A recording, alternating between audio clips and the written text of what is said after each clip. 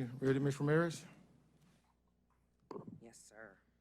Okay, we're going to call this meeting to order. It's exactly 1:01, the CPS Energy Board of Trustees meeting to be held on April 4th, 2022 at 1 p.m. We'd like to call this meeting to order and welcome everyone. This time, we would like to have our safety message, invocation, and pledge allegiance. Thank you. Quickly, sir, Tana, can I'd just like to roll call? confirm a quorum. We Yes. have Trustee Steen, we have Vice Chair Gonzalez, we have Trustee Romero, and yourself. Thank you.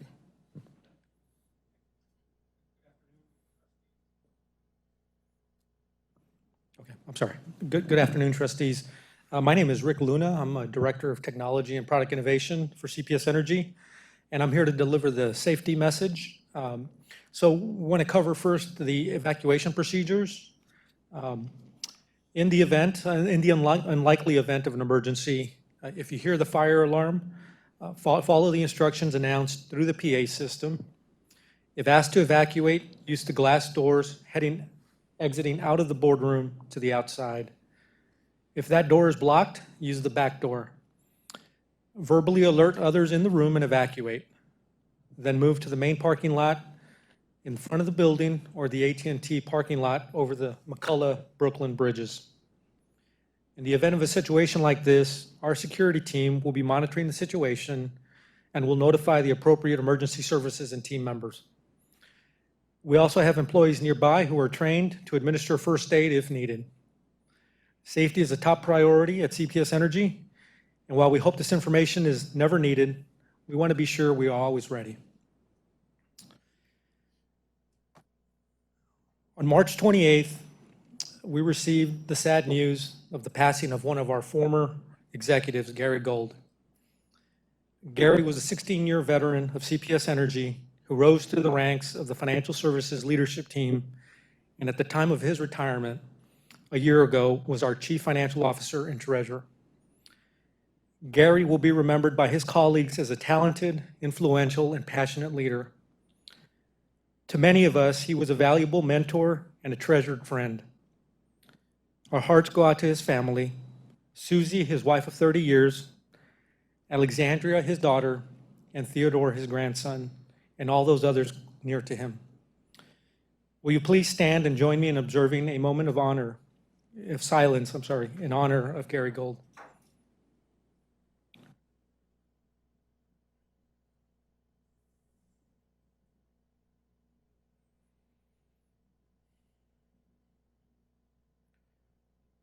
Thank you. If you will please remain standing for our invocation. We come before you today to give you honor and praise. Thank you for every gift that we have been given. We thank you for the opportunity to come and gather together this day. We ask for your hand of blessing on this meeting of the CPS Energy Board of Trustees. We ask that you guide and direct our meeting so that it is full of wisdom, productivity, and respect for one another. Thank you for helping us to accomplish our work and our goals this day. Amen. Now, if you'll join me, please, in the Pledge of Allegiance.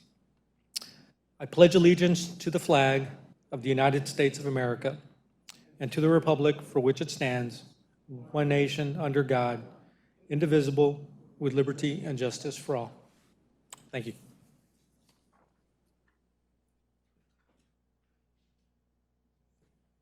Next, we have public comments. We have one public comment.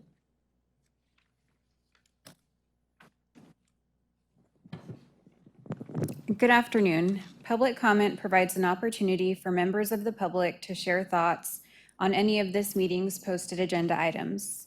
We'll invite pre-registered speakers to speak, and they may only address the board on CPS Energy related business listed on the posted agenda. Speakers should state their first and last name, the organization or group they represent, and the agenda item they're going to speak about. For this meeting, we have one in-person speaker and 0 virtual. Each speaker will have 2 minutes to speak. Thomas, will you please cue the timer?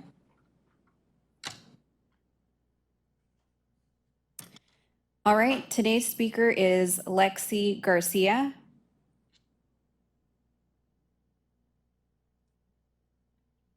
One more call for Lexi Garcia.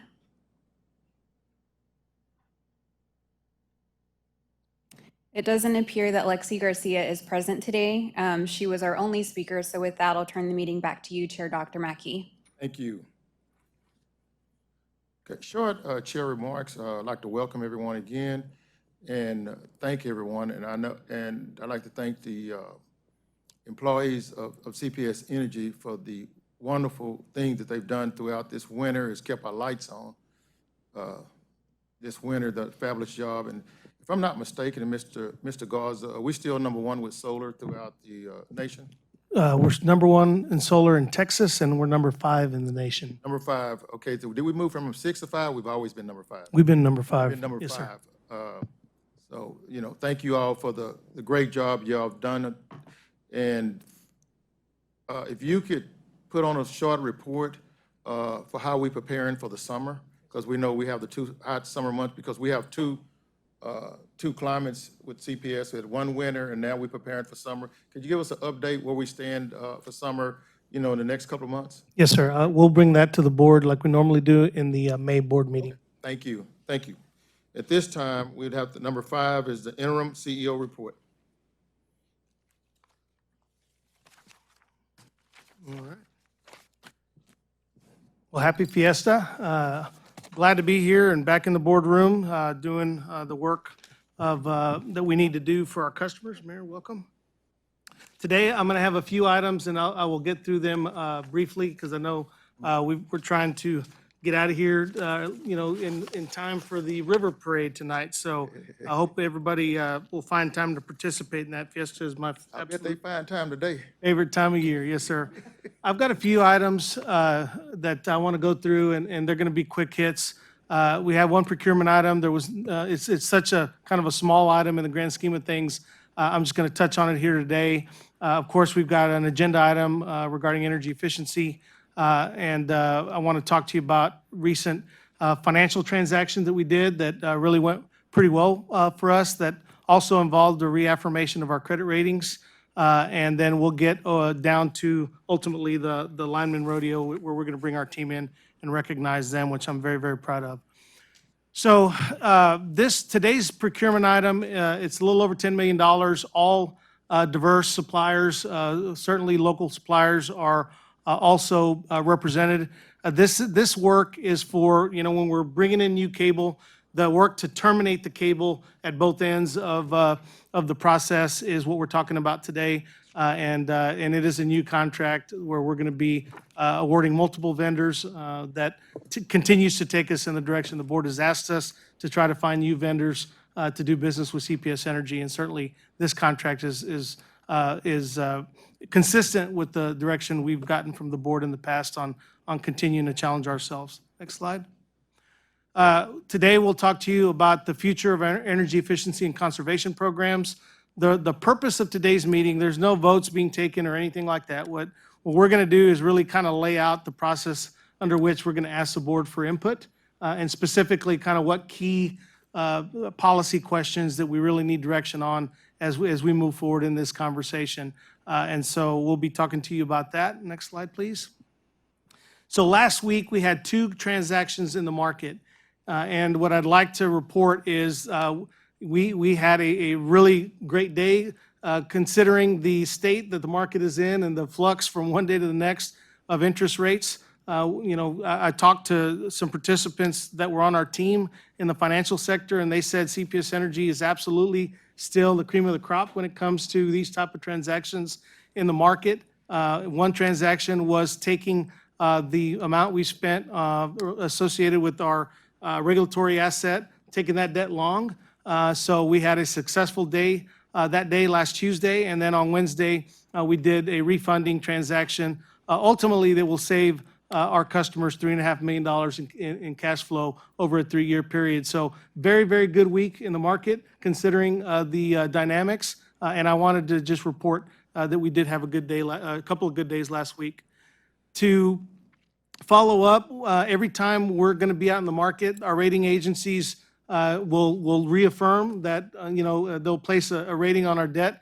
And I am happy to say this time we only actually talked to one rating agency that wanted to sit down with us and just get caught up. But all 3 rating agencies didn't change our rating. They reaffirmed where we've been. And if you read the reports, the 4 bullet points there at the bottom, what's going on with relative to the ERCOT market, looking at our rates versus relative to the competitive market across the state, and ensuring that our rates stay affordable, continuing to resolve the cost of Winter Storm Uri, and just overall looking at our capital plan and looking at our leverage, of our business, and they compare kind of CPS Energy to our peers in the market. So those are the things that they're looking for, but I am happy to say that they did reaffirm our rating in all three instances. Mr. Garza, Yes, sir. backing up, what was our interest rate? What kind of interest rate did we get? I will have to ask Corey to come in. I see him running towards here, and he will be able to give you an update on that. We're still kind of working through getting the spreads tighter. Okay. So that transaction will actually close in May, but Corey can give you an indication right now of kind of where we ended up. Yeah, for the transaction on Tuesday, that was a 4.3% all in, and 2.26 on the refunding. That was on Wednesday. 0.26 for the refunding? Okay, 2.26, yeah. okay, great, thank you. Yep. Yes, sir. All right, next slide.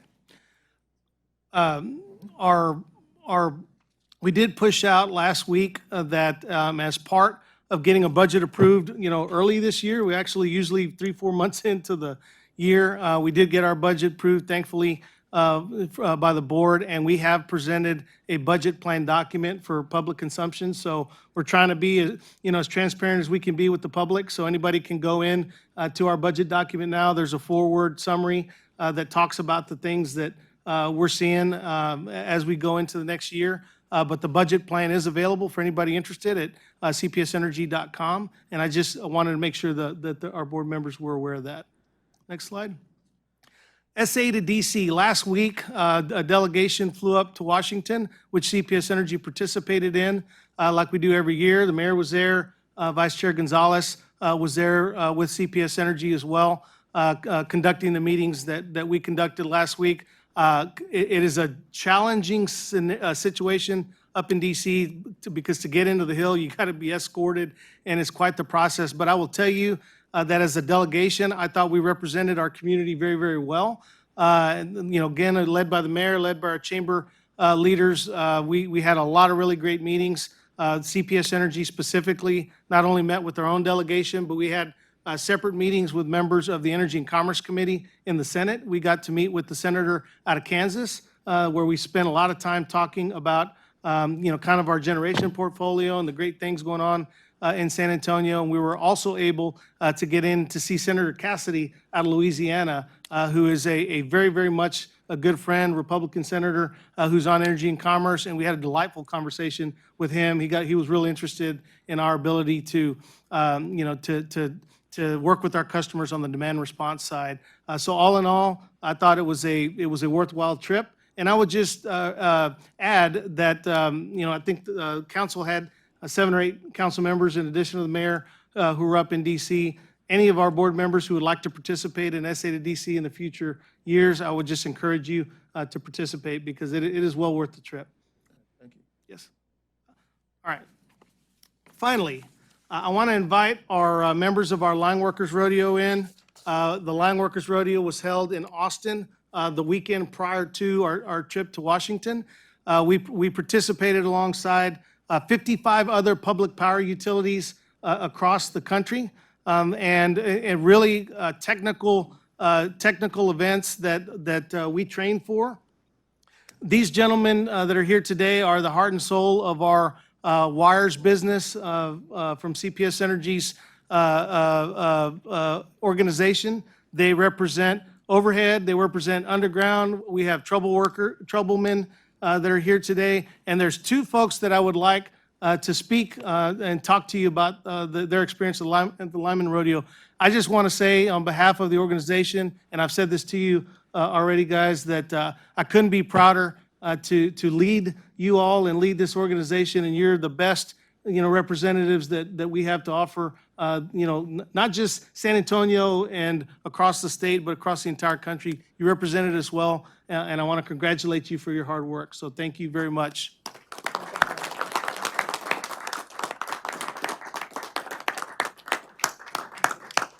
All right.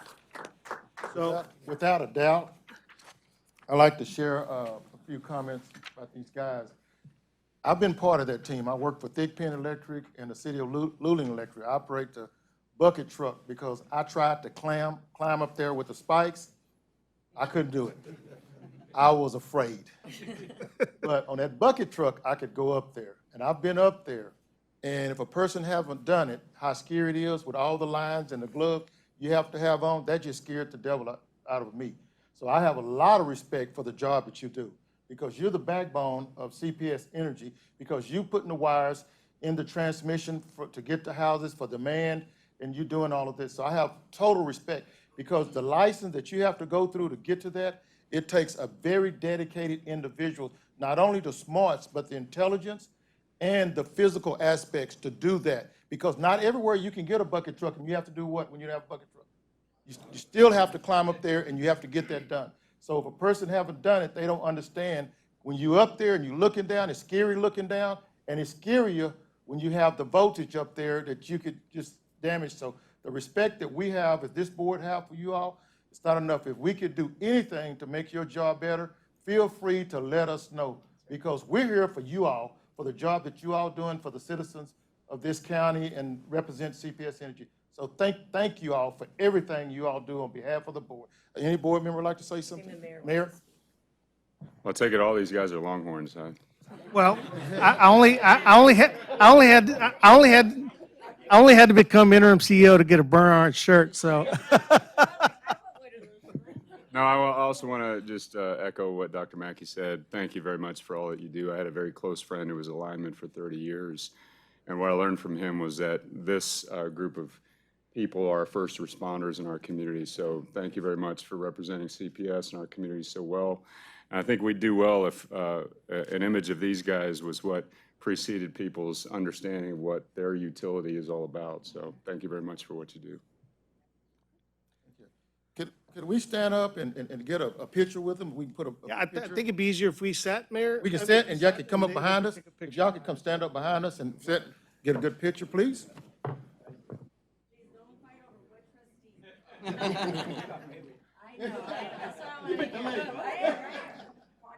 So we're losing a couple of folks over on this side.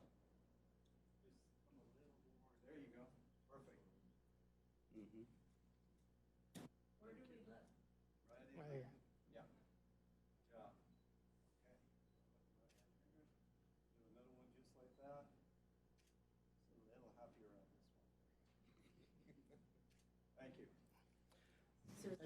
Mr. Chair, there were a couple of our competitors that did want to take time to thank the board today. So I'm going to start with Andrew Hernandez. He's an apprentice lineman. Our apprentices who are journeymen in training, they compete individually. And so they have one set of events, and then our journeyman teams have another set. Andrew's 18 years with the company. He started in meter reading and collections. Now he's an apprentice in overhead at our East Side Service Center. His wife is Daisy Hernandez, and he has sons Andy, who's 9, and Aaron, who is 7. So, Andrew. So I wrote a little thing last night I wanted to share with you guys. It'll be easier for me to do that. So I wrote, hello, my name is Andrew Hernandez. I'm an apprentice lineman at Eastside Service Center. I've been with the company 18 years. And then there was a picture of my wife and kids. But so my wife, Daisy, and I have 2 sons, Andy and Aaron. One's 9 and one's 7. It was a great experience for my family to see what we do out in the field. And I'd like to thank all of you for giving us the opportunity to participate and represent CPS Energy in the Lineman Rodeo. I was amazed to see all the CPS Energy management that took the time to come support us. It was an experience I'll never forget and look forward to the next rodeo. Thank you, Andrew. All right. Mr. Webb. Robert Webb is a troubleman. Robert Webb has been a journeyman lineman, but he's over in our trouble area. So when you're out at 12 o'clock at night and a single truck shows up, that is Mr. Webb and his compadres in the trouble side of the business. So Robert? Like Andrew said, pretty much same as that. I've been with the company 16 years. I'm a troubleshooter in service restoration. I've been married for 21 years, wonderful wife, Sandra. I have a son named Jared, 21, daughter named Julia, she's 8. Sorry, I'm a little nervous, but I enjoyed. I just want to share some things with you guys on my thoughts on the rodeo team. I enjoy being able to show our skill set to different companies, competing against them. You know, trying to figure out quicker ways, safer ways to do the job and get things done. At the Lyman Rodeos, we also go to the expo. We see new tools and new things introduced to our industry that we wouldn't be able to see had we not gone to the rodeos and seen that sort of deal. Also, I'd like to also thank the leadership team. You know, we're out there with a lot of other utilities.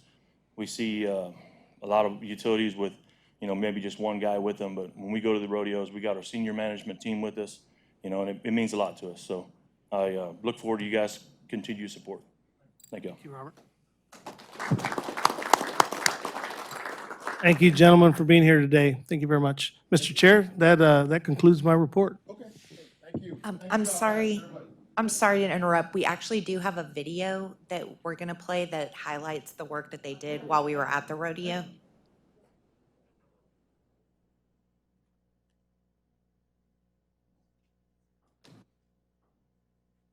Be quick, but be sure of foot and watch what you're doing out there. Okay. So good luck. I'm proud of y'all. Let's rodeo, guys. CPS.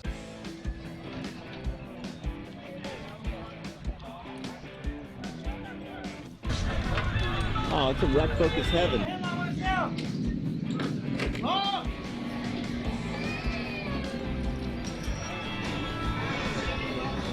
on, babe.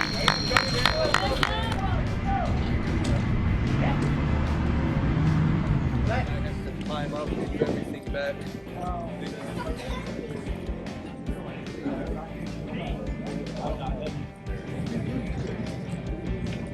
Like his shoulders hitting the neutral. That's good right there.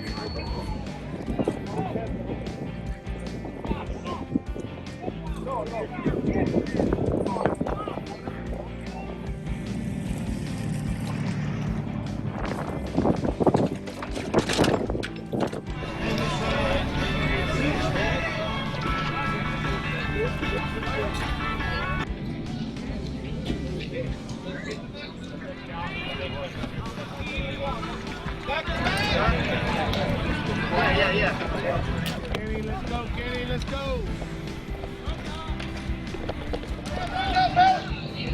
All right, get it all the way through, Doc.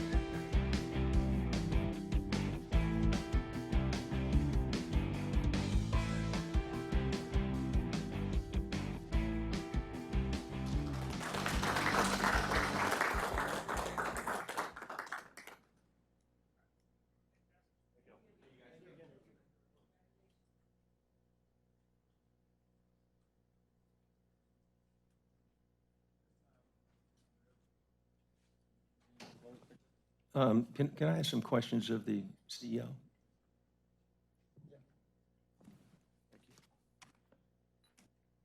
So you didn't specifically speak about this, but it's referenced in your report under update on credit ratings and enhanced hedging practices to mitigate natural gas price risk, help manage exposure. You wrote that in the report. So the U.S. natural gas futures for May delivery ended last Wednesday at $5.61 per million BTUs, and that's more than double the price a year ago. So far in 2020, natural gas prices have risen 50%. It's being said that we're in a new phase for U.S. gas markets where benchmark U.S. prices are expected to range between $4.50 and $6, up from the $2 to $3.50 that natural gas has traded around the past several years.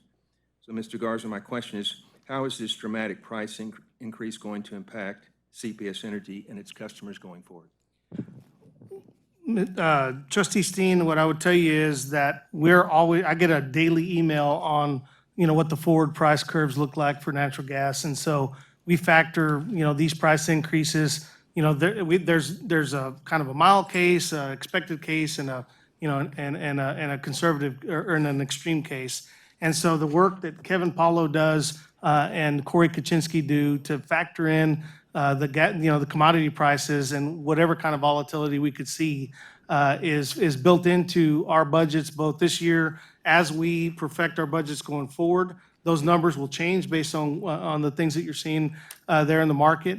And, again, a lot of the things that we've done over the last year to have more certainty for our community on how we're procuring natural gas, how much we're putting into storage. It's those really extreme times of the year where the gas supply might tighten up that creates the most risk for us at the end of the day. So I've got a ton of confidence in the work that our teams are doing to plan for this, but we build all kinds of cases in to our budget, and we're looking at the budget case versus what we're seeing in the market and making adjustments every month as we go. So I'm confident that we've done what we needed to do to get our arms around this. Okay, just another question I have. I want to address the bad debt from customer bills. Okay? So we've been told that figure is $130 million, with two things mitigating it. And first is the $20 million from the city of San Antonio. Has that $20 million been received? No, sir. I think we're up to maybe a little under 1,000 customers that we've actually have gone through the process and get them signed up. We have not begun receiving any of those dollars yet, but we're working on, getting, it's with the federal government, the process to ensure that we've dotted our I's and crossed our T's and can pass the audit muster.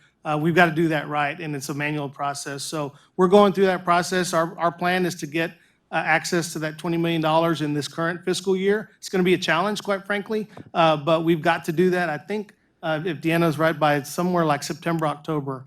And then we are already seeing the impacts of going back to disconnect, starting to have a downward pressure on that $130 million. So I can send you a report on where we're at, sir, but I'll tell you, on the commercial side, the upward bump, we've already kind of seen it because residential customers are still, they'll get caught up and then they'll get behind again. So that number is always fluctuating. But considering we just started that in February, so customers are starting to just get disconnected in March, the impact so far has kind of been minimal. But as we go into April, May, and the coming months, we will see an upward bump. Now, is it going to be $100 million instead of 130? Is it going to be, I'm hopeful, maybe we'll get to $50-60 million by the end of the fiscal year, and we would have caught up by then with all the measures we're taking to connect customers with available assistance. But it's moving in the right direction, I'll say that. Okay, so when did the residential disconnections? February, sir. In February? Yes, sir. 1st of February? February 1st. February 1st. Deanna, can you come up and give me some specifics? Well, when I've inquired about when we'd have a good idea of the financial impact of these unpaid debts, you've consistently said in March or April. So here we are on April 4th, but you still don't have a good idea of what that number is? Sir, because we were going through the rate case process, we kind of slowed that, and we always stop disconnects from Christmas right up until after first of the year, right? Right, Yes. Deanna, during the holidays. Yes. And so because we didn't start disconnects in, October when we were, kind of thinking about it, now we're in February. So as long as we get the back to normal business this fiscal year, the main thing is that we see the benefit this fiscal year. If I said March, I'm not going to argue that point with you, but financially, it's important that this fiscal year we take action to get as much of that bad debt taken care of as we possibly can. So that's where we are. So you say the figure is still $130 million today? It's where we about at now? 140 million. Sorry, it's about 140 million today. We have seen a reduction in the number of customers with accounts eligible for disconnection. So we peaked last February about 80,000 customers. We're down to about 50,000 customers with an account that's eligible for disconnection, and that's attributed to the assistance and programs and installment plans that customers have set up for. Thank you. And then just one more question. At our last meeting, I asked you why we hadn't received a formal financial report from our CFO. And I think he said it had something to do with the end of the fiscal year, caused a problem with that. But here we are today, and there's no financial report on the agenda. And so I'd just like for you to explain. Well, all the annual financials are available. We've sent the information to the board for their review. We've got the budget passed, so the trustees have the information. If you haven't seen it, I'll be happy to get Corey to send it to you again, sir. But we did send a full financial review of the last fiscal year, and we finished much better because of the action we took to, in spite of not getting the rate case when we thought we were going to get it, we still came out net positive at the end of the year. So we did a real good job of really, coming in better than what we were expecting to last year. Well, what I'm referring to is that I believe we used to have at every meeting a financial report, our CFO making a presentation. And I just think that in the challenging situation that we're in, it's important for the trustees to focus intently on the financial health of this company. And one of the things I think we looked at every single meeting was the metrics. Mr. Steen, it's been many, many months since we've had a regular financial report. If you'd like a regular financial report on a monthly basis, we can put that on the agenda, but it has been quite a while since we've done a regular financial update. I think that the purpose, we have these meetings once a month. We've got the public tuned in. I think it's worthwhile to get that report. Okay, be glad to. I may be glad to. outnumbered here in terms of that, but I think that's useful. And I'd like to, at every meeting, to see where we are on the three key financial metrics. Right. Yep. So, absolutely, Trustee Steen. That's rough. So we do have a mailing that was mailed and will be posted. That's a narrative, but I will update you just on the three metrics for they're unaudited financial statements. For the year, our adjusted debt service coverage ratio was 1.66, which was above our 1.57 target that we had predicted. Days cash on hand was I 180. just want to pause just a moment. We didn't agendize a financial report out, so I want to pause and we can get the information there, but I'm just concerned about, this is a little outside the scope of questioning the CEO report. I think that, under Texas Government Code 55551.042, that what I'm doing is, it says if at a meeting of a governmental body, a member of the governmental body inquires about a subject for which notice has not been given as required by this subchapter, the notice provisions of this subchapter do not apply to a statement of factual information given in response to an inquiry, or a recitation of existing policy in response to the inquiry. So that's all I'm doing.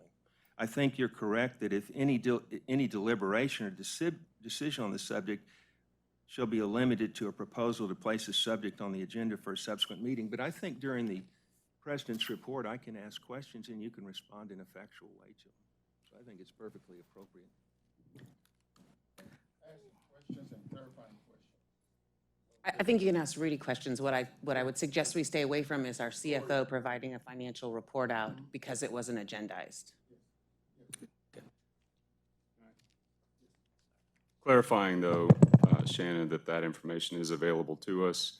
It was also posted on the website. Okay, I'm okay with getting a report every month. Some of the reports every month begin to get white noise when we're just looking at the same decks month after month. I would like for us, if we're going to ask questions of the CEO, to us be as interested in hearing the answer as we are in asking the question. That's my only ask on time. Thank you. And I can get that later from Corey Kaczynski, but again, it's not up to me, but I would like for us to continue having that financial report. And I think you can say, well, you're sending it to the trustees, but I think it's worthwhile for us to discuss it in a public setting. Mr. Steen, I'll defer to the chair on the agendas. Yes, sir.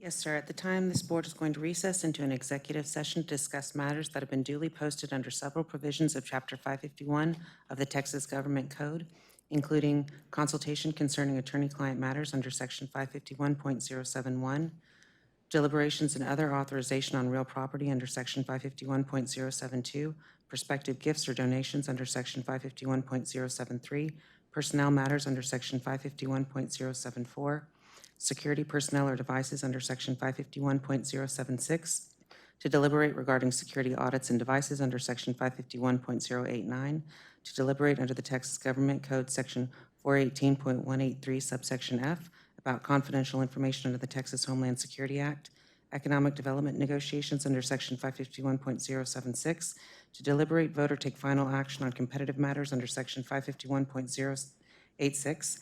At the conclusion of the executive session, the board will reconvene in open session, continue the meeting. It is 1:36 as we go into executive session.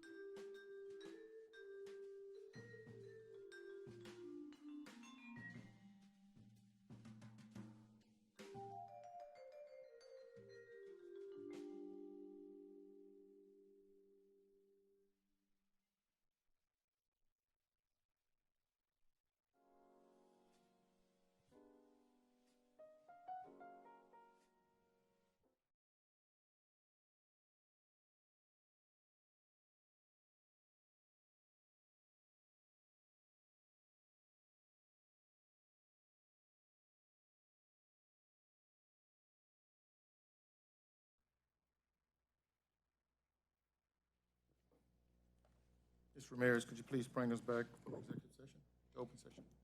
Yes, sir. It is 2:41 PM and the board has concluded executive session. I can confirm that there were no votes taken and no matters were discussed that were not part of the posted agenda.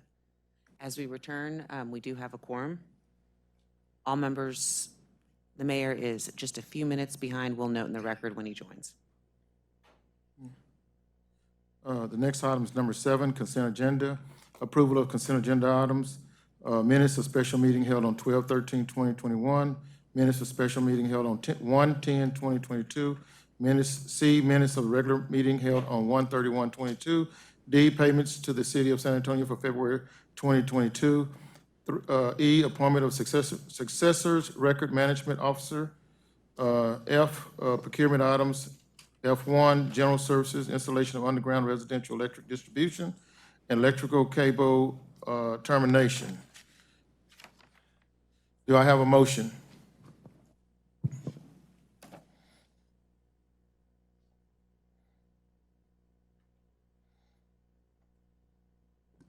I move approval. Okay, we have a motion, and Mr. Steen second. All in favor, say aye. Aye. Any opposed? None opposed. Okay, we'll move to the regular agenda, number 8, the CEO search update. We'll come back to that for Ms. Gonzalez. She stepped out. And we'll move on to number 9, Energy Efficient and Conservation Program. Mr. Rick Luna. Again, Mr. Chair, as Rick comes up to give the presentation, we spent a lot of time talking about what we've accomplished, looking back in the original STEP program. That information is available for anybody who's interested in that.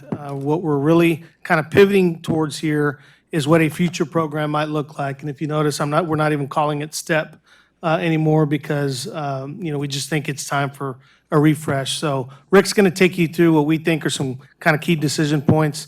And our hope today is that the board will have a conversation together about your thoughts on where we go from here. So with that, I'll turn it over to Rick. All right, thank you, Rudy, and good afternoon, trustees. We'll just wait a minute here to get the slide deck up here.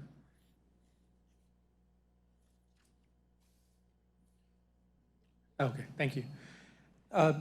Again, Rick Luna, Director of Technology and Product Innovation. As Rudy mentioned, what we want to do today is continue the dialogue with you about a future program, if we were to have one, for energy efficiency and conservation, and present you with some policy options for your consideration and feedback. And so here's our agenda. We'll touch briefly on the timeline, which we shared last month, and that we'll update you on today. And then we'll get into those policy options and share with you some key decision points and some options that we've developed for your discussion today. Again, this is really looking for your direction and your feedback. And so here we are with the timeline. We showed you this slide last month when we were here with the Brattle Group presentation, where they had addressed some of your questions about the STEP program. During the month of March, we had an engagement with the Citizens Advisory Committee and the Rates Advisory Committee. And looking ahead there in yellow for April, we have planned continued engagements, again, with the RAC and the CAC and the Municipal Utilities Committee. We'll also be in front of 2 of the board subcommittees later this month to continue this dialogue and really driving towards a decision one way or the other before the summer. As you may recall, the programs currently are only authorized through July 31st under the current STEP Bridge ordinance. That would be the end date. So here are the policy options or decision points, as we're calling them, that we wanted to set before you today. Of course, fundamental to this is, we have achieved the original STEP program. We had a goal of 771 megawatts. That's behind us. Really, we want to look forward to future decisions, future directions. And so I think it's a fundamental question about, do we want to continue with a new program? Certainly, we have thoughts on things, and we'll share with you some options, but really want to get your feedback on that question. And if so, if you do believe there should be a program, then what should those goals and priorities be? What should the budget be? And the length of the program?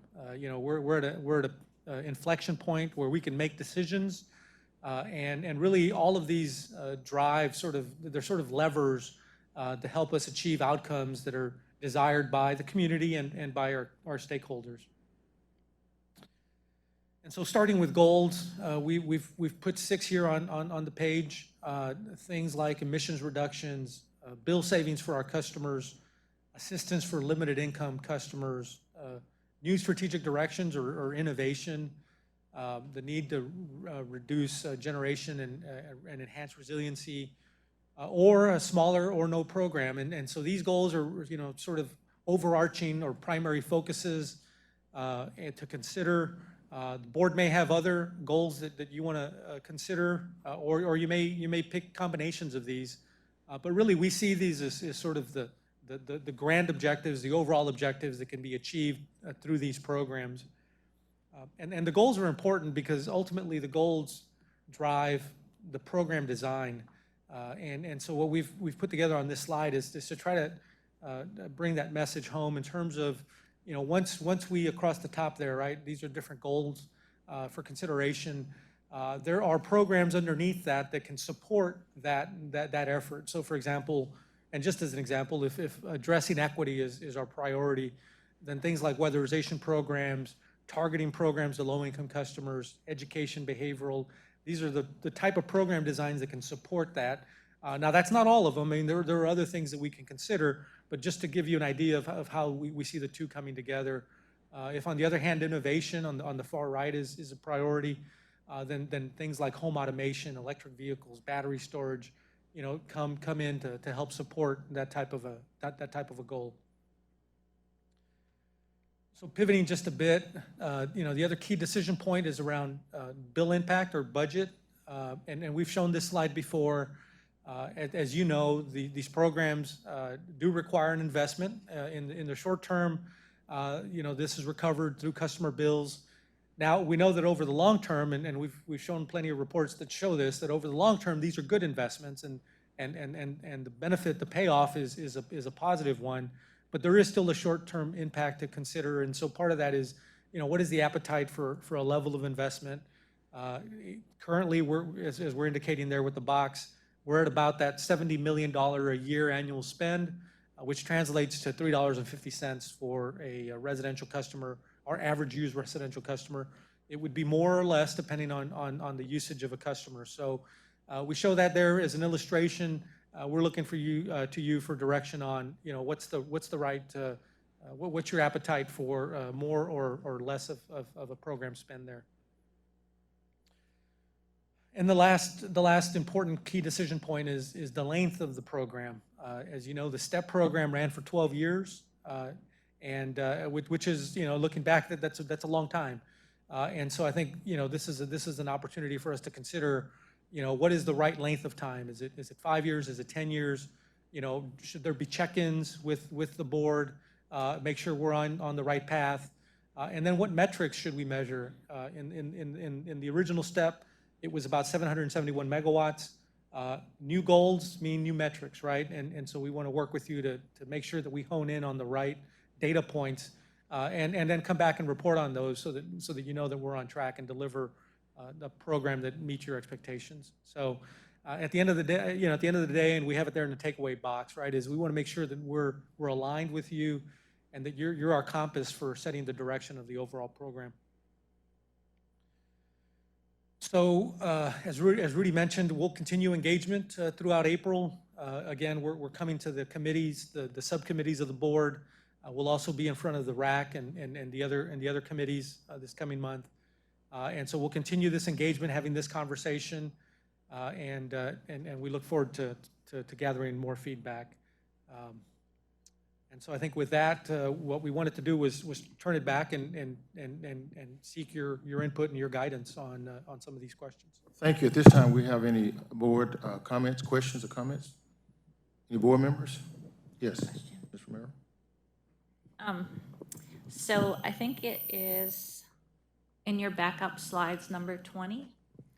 This would help me to understand things a little bit better. I think we talked about capacity reduction versus energy reduction on that slide. And I was wondering if you could just go over that a little bit, about why it was below the average compared to other programs? Yep, great question. And there is an attachment in the appendix of the slide deck that went out that had some benchmarking slides from the Brattle Group. And what they did was they benchmarked our program against a number of different parameters. Two of them, and I think the ones you're referring to, are how we compare in terms of energy efficiency savings, which is kilowatt hours, versus capacity savings, which is KW or peak KW. And so the difference is, and I think that's a great question with respect to, the things that you measure are the things that you drive towards. And in our case, the original STEP program was a megawatt reduction program. And so when you look at the benchmarking, we did really well in that parameter. We were less focused on just the kilowatt hour savings because we didn't necessarily have a goal. Now they go hand in hand, right? Because you save kilowatt hours, you save KW, but it's a question of where do you put your primary focus. And so we did score a little lower on the kilowatt hour savings piece versus other communities that were more focused on that. Well, and Dr. Romero, we've gotten feedback from our environmental stakeholder community that they'd like to see us with a more kilowatt hour energy consumption focused goal going forward. But that's why we put it out there.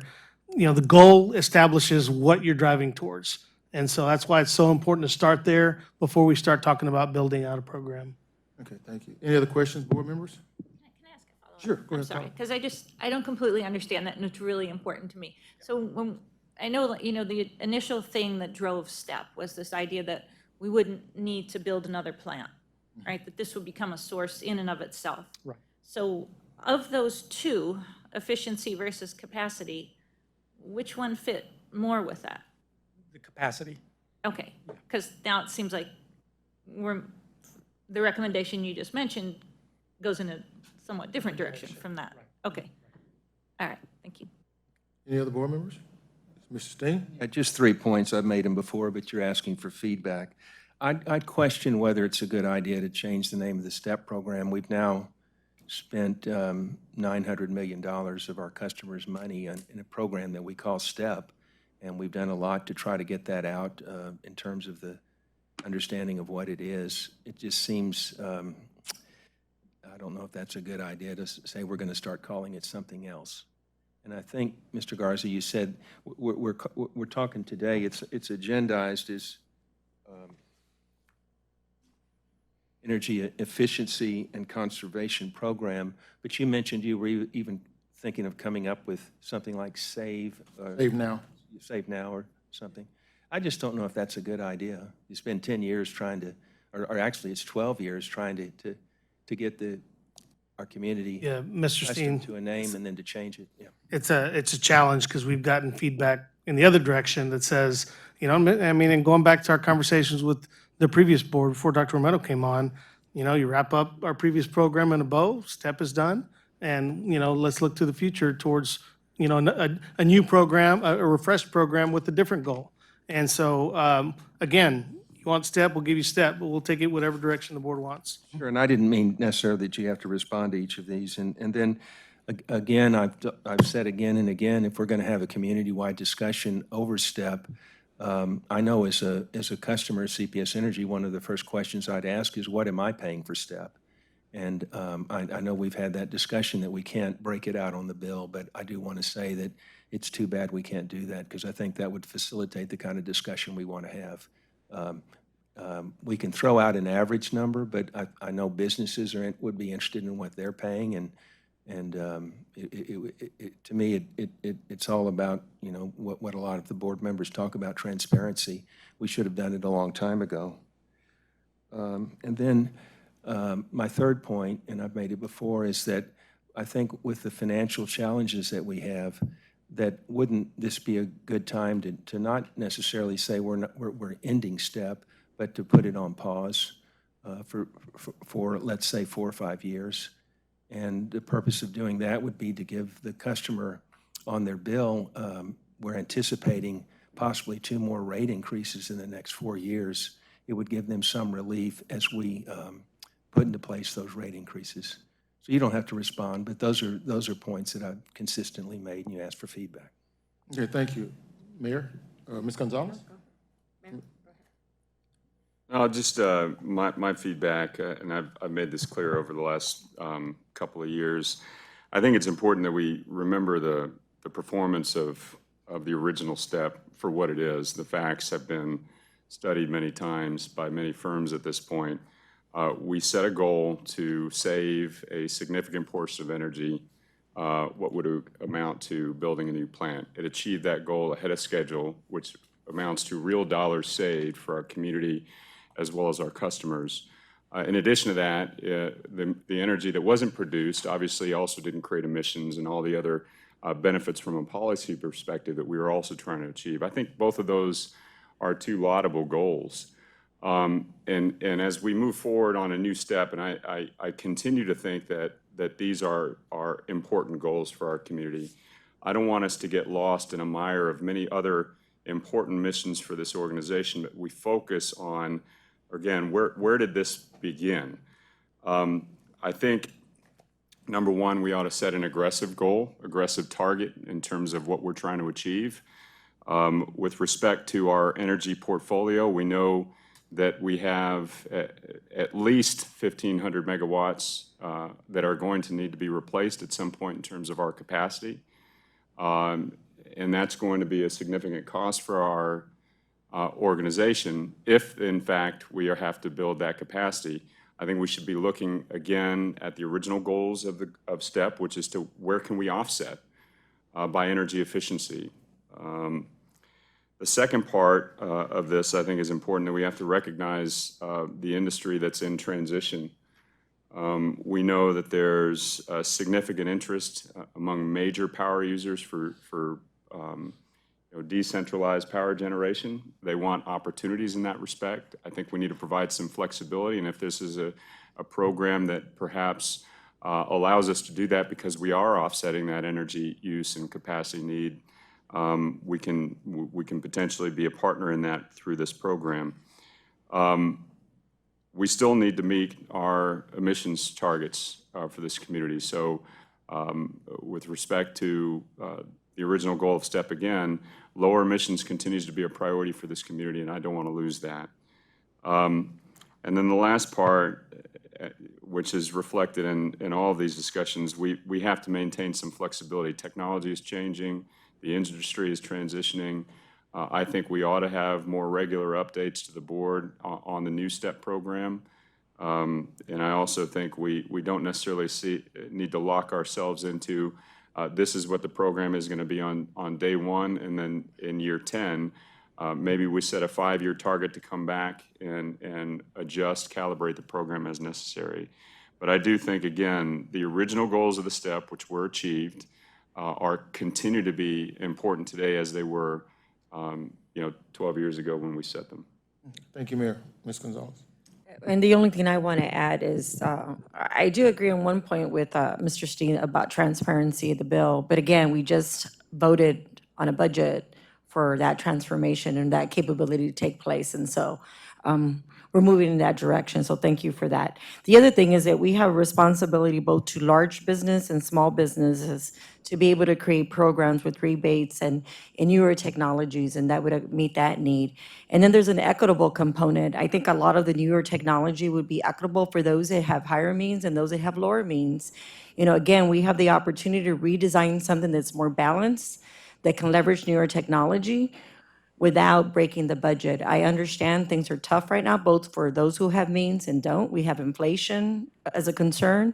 So there is a wonderful opportunity here, I believe, to be innovative and to meet the needs of a very diverse population. It shouldn't be one or the other.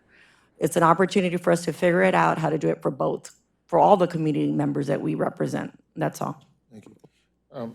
Thank you. If we can move back to item agenda 8, CEO. Dr. Mackey, before we, I wanted to ask Mr. Luna, have you been with the STEP program from the beginning? I can't remember. Yes, sir. And I just wanted to tell you that you always do a great job when you come to us to make presentations, and congratulations on the job you've done over 12 years. If we're questioning things, it surely has nothing to do with your leadership of that program, which has been excellent. I appreciate that, sir. Mayor. One last point I did want to make, and this is a very important discussion that we're having as a community. We have been having for a number of years, but the Next Step program should also account for equity, making sure that every customer, regardless of income class, can benefit from the program itself, whether it's weatherization, demand response, or anything that we are doing in the STEP program. It should be achievable for all of our customers, especially those who can benefit most from that type of demand response. Thank you, Mr. Lewin. And last thing, I promise. Okay. We get very good at showing slides about how much, how much is going into this program. I think what gets lost, again, is we have to restate what the benefit is to the community. Over 700 megawatts of power saved, which means real cost saved to our community, as well as the customers who don't see that in their bills. Thank you, Mr. Lewin. Okay, we can move to item number 8, the CEO search update. Trustee Gonzalez is the chair of that personnel committee. Sorry about that. I'm still focused on the other conversation. Thank you. Mr. Chairman and fellow trustees, we had the opportunity to interview several firms for the CEO search, and they were all extremely qualified, but we made the personnel committee is recommending, or we've chosen Russell Reynolds. We believe that they were the most qualified firm to conduct the CEO search. And so at this point, I'm recommending that Lisa Lewis and her leadership enter into negotiations with Russell Reynolds. Thank you. Any questions from board members? If not, then I know the mayor has to leave, and we can move to item number 10, Flex Power Bundle update.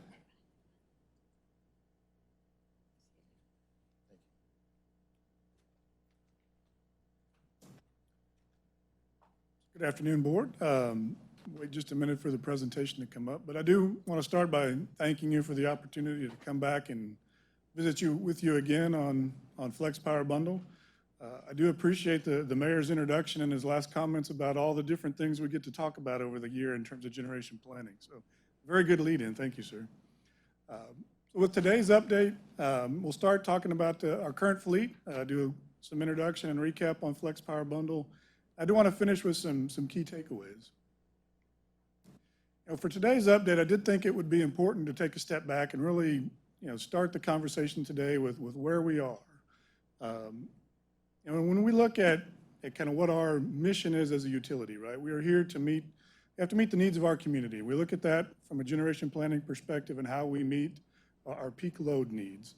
And really, when you look at how we build that portfolio, we need a number of different tools. It starts on the load side from the conversation we just had around energy efficiency, conservation. With Rick's presentation, it goes back, I think, to the comments Rudy made about the SA to DC trip and talking with various members of the Senate about demand response. All those types of tools are important for us to have, I think, from the load side and how we manage our load. And what I'm showing here on this slide is really the generation side, right? So as we build a portfolio, we're looking to build enough capacity or have enough capacity under contract. We can meet that peak load need. So what you see here is really around the wheel here is our current generation portfolio. So you see the main groupings of our power plants. The numbers in the pie chart in the middle is the relative capacity contribution from each of those different types of generators. And really, as the subheading says, when you look at diversity, that's really been the hallmark of our generation planning strategy over the last 30 to 40 years or so. And you see we have diversification both in terms of the types of generators we have, those that run around the clock, what we call our base load units. So you're looking at the South Texas Project nuclear unit, the Spruce units, ranging to those units that run a few hours a day, excuse me, on maybe only the highest load days of the year, what we call our peaking plants. So that's your Milton B. Lee plants that you see kind of over at about on the left side of the graph. What you also see is all the different fuel types that are listed, ranging coal, nuclear, natural gas, wind, solar. But again, that diversity in fuel also is one of the key techniques, if you will, or strategies that we've used to help keep our customers' bills among the lowest in Texas and among the lowest of the large cities in the nation here over the last several years, is because we have that protection from fuel diversity. I'd like to draw your attention to the three circles to the right that are highlighted and are circled in yellow, if you will.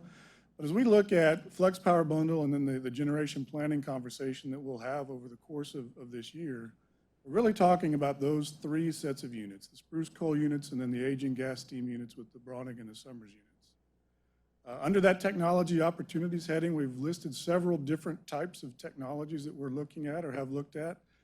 Many were presented to us through the request for information that we did with Flex Power Bundle. Some showed up in the request for proposal in the Flex Power Bundle. But all those, I think, are things that we will be looking at as we look to make near-term decisions with Flex Power Bundle, and then some of the more intermediate decisions in terms of how we look at replacing the Summers units and the Spruce units. As we look at this slide again, I think the focus of our conversation over the course of this year is going to be on these three sets of units. We have the aging gas steam units. You can see the three Browning units are all 50 years or older. The two Summers units are fast approaching that 50-year mark. And then we have had many conversations and recognize that coal unit retirements are on the horizon. But those three groups of units represent, as you see in the subheader, about 3,000 megawatts of generation. So just to put that in perspective, if you go back to the slide I just showed previously, that 3,000 megawatts of generation is about 40% of our total generating capacity. So again, that's a significant amount of our generation fleet that we're looking to transition here in the next decade or so. Put in different context, that 3,000 megawatts of generation, when you look at it in terms of how it serves the community, and we look at 1 megawatt generally serves about 200 homes during the hot Texas summer. So that 3,000 megawatts of generation serves about 600,000 homes here in our community. I also think it's important when we look at this transition, we're going to have to make these transition and replacement of the retiring units really in context of the overall portfolio, right?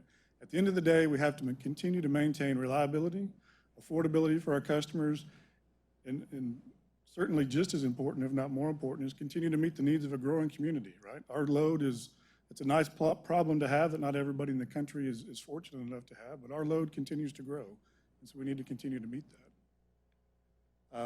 I've taken those three, on this next slide, I've taken those three groups of units and really showed them in two parallel paths. At the top, you see the three Browning units, and really, the replacement strategy for those three units is the Flex Power Bundle. That's really kind of the here and now. That project has been in motion. We're looking to wrap that up and execute contracts really by the middle part of the year, if not sooner.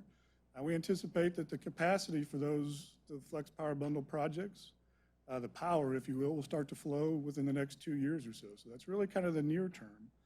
When you look at the work stream at the bottom, the replacement strategy for the Summers and the Spruce units, that's the conversation that we're having this year. We've more of I would say, an intermediate term goal for us. We're looking to take the actions necessary to replace those units probably in the next 5 to 7 years, really have that power flowing really by the middle to end part of the decade. But this is the part of the generation planning conversation that we will be having. So we've engaged the Rate Advisory Committee and are talking to them about this path forward. These will be the basis of the conversations that we'll have with you, the trustees here, both in the subcommittees as well as here at the larger board. But we'll be talking about what we do with the Summers and the Spruce units.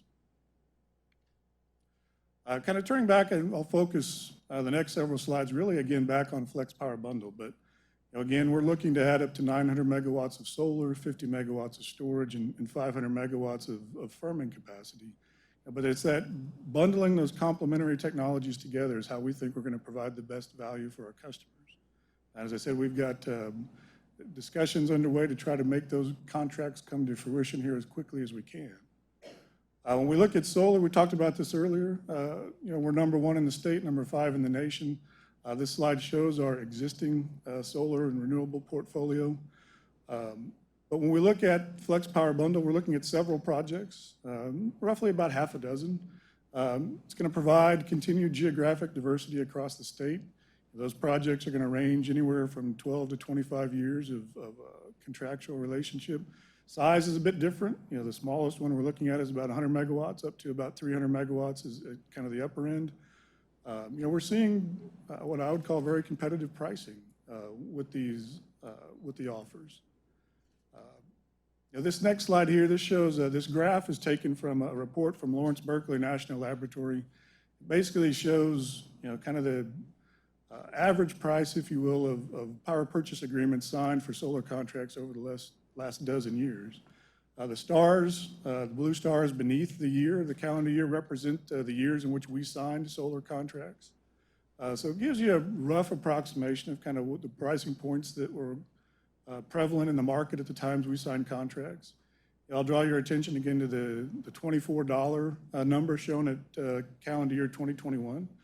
I would say that's not the exact price we're seeing with our offers from Flex Power Bundle, but on average, I think that's a pretty decent number in what we're seeing. So again, very encouraged by the response we've seen from the industry. I will say, as we're looking at working through these different contract negotiations, some of the recent supply chain disruptions, you know, starting with the pandemic, obviously different things going on now, such as the situation in Europe, but many things that are causing some schedule challenges, but it still looks like, as I said earlier, that the power will flow from these solar projects likely late 2024, possibly early 2025. From the storage side, again, we're looking at 50 megawatts of really battery storage. The projects we're looking at are really located in or near San Antonio, so kind of right here in our general geographic area. Up to a 20-year term is what we're looking at on these contracts. Again, up to 50 megawatts. Could be from one project or multiple projects to get to that 50 megawatts.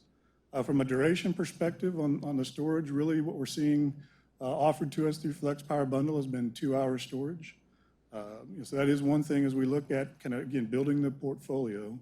That 2 hours can be very effective in helping to shift, you know, solar from early morning times, if you will, to the peak couple of hours of the day.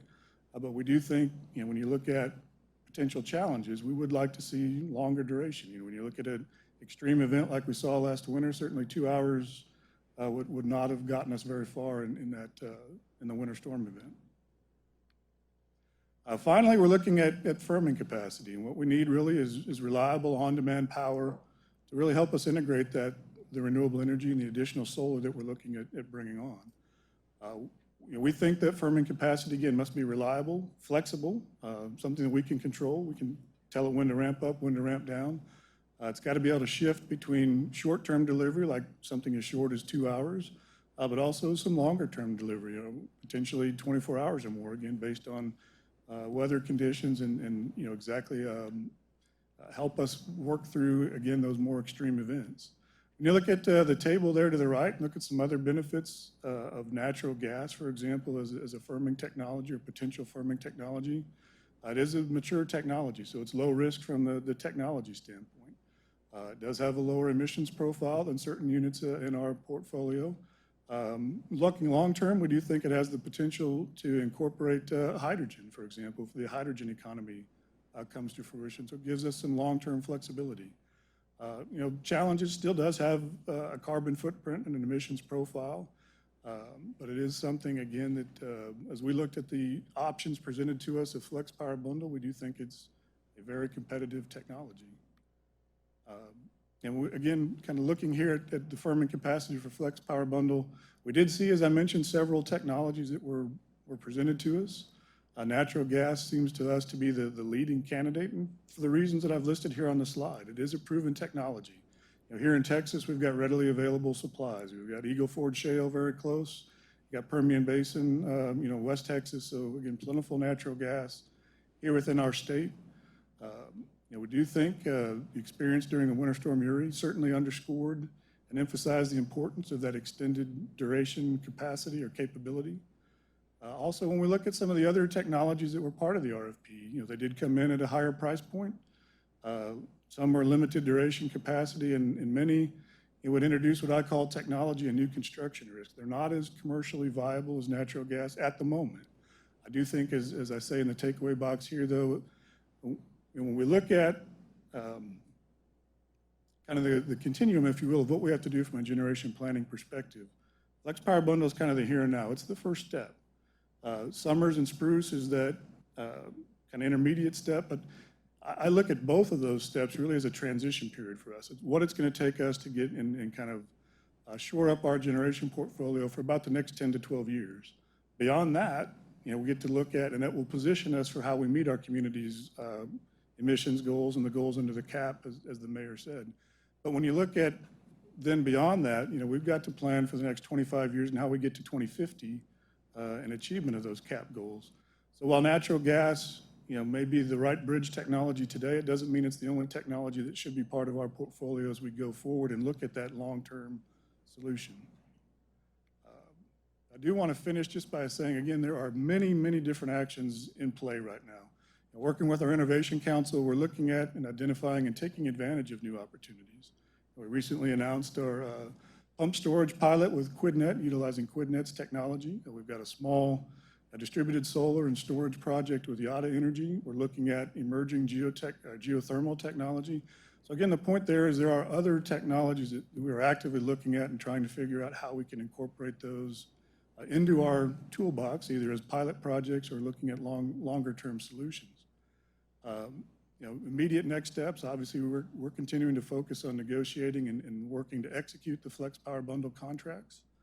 As I said, we believe we're on target to get those wrapped up here within the next couple months. I think which would be tremendously, I'll be very excited when we get to a point where we can announce not only the first one, but all of them. It's been a long time coming, and I appreciate the work of, we've had up to 40 people from across the company working on Flex Power Bundle at different times. So it's been a wonderful cross-functional effort, and I wouldn't be able to stand here talking to you today without the contribution of each and every one of those team members. And then certainly from a next step perspective, as I mentioned, both from the subcommittee standpoint as well as me standing here talking to you here in the broader, the full board, but we will continue the community dialogue on how we replace Summers and Spruce. We'll have continue to meet regularly with the Rate Advisory Committee, and we'll have other community touch points that will allow us to go out and talk to the community and about what our near-term generation plan is.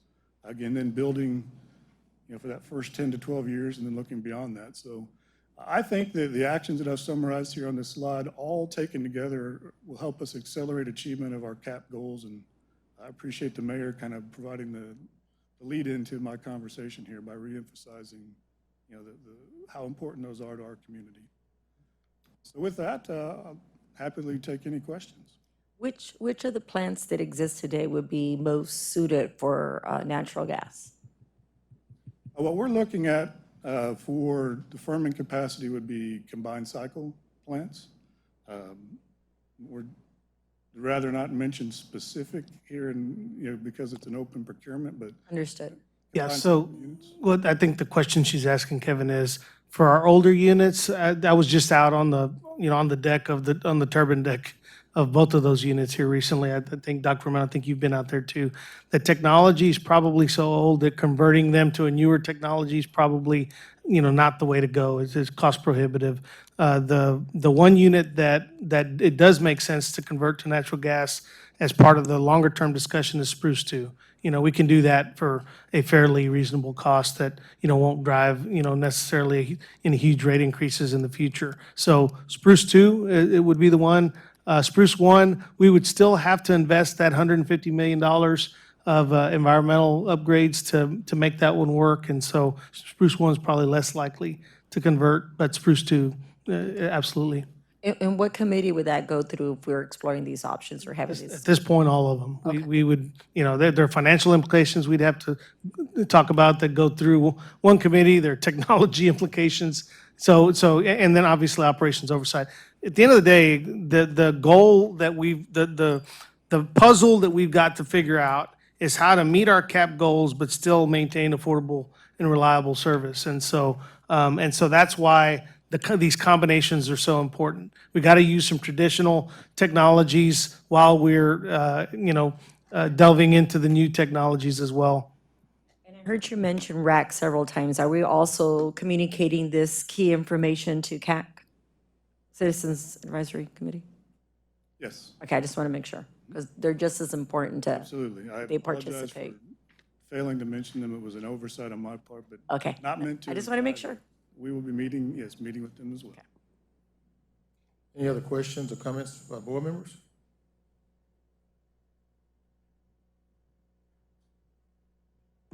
Thank you. Since none, thank you. Great presentation. We have one item left, item number 11, adjournment. Do we have a recommendation to adjourn the meeting?